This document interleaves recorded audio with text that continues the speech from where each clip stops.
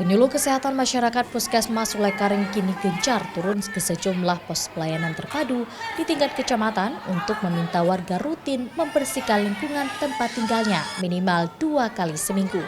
Pasalnya dari 9 kasus yang ditemui di sejumlah desa yang ada di Kecamatan Sulekaring, 4 diantaranya menyerang anak-anak. Setelah ditelusuri ternyata sumber jentik nyamuk bersarang di sekitar rumah warga, seperti dalam penampungan pot bunga, ban bekas, serta di dalam bak mandi warga.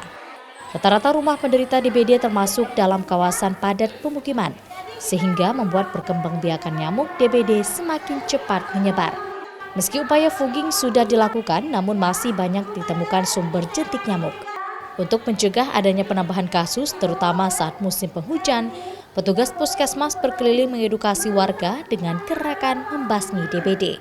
Biasanya kalau sudah masa penghujan seperti sekarang ini, paling banyak memang daerah kami banyak mungkin yang kena DBD. Nah, karena mungkin kebersihannya ya agak kurang sedikit, mungkin ada daerah-daerah yang kurang. Jadi kita lakukan penyuluhan di Posyandu di mana ada tempat kegiatan, selalu semuanya kita turun untuk kita lakukan penyuluhan tentang sosialisasi dan edukasi tentang pencegahan penyakit DBD seperti sekarang ini. Dalam 3 hari terakhir belum ada laporan warga terhadap penambahan kasus DBD.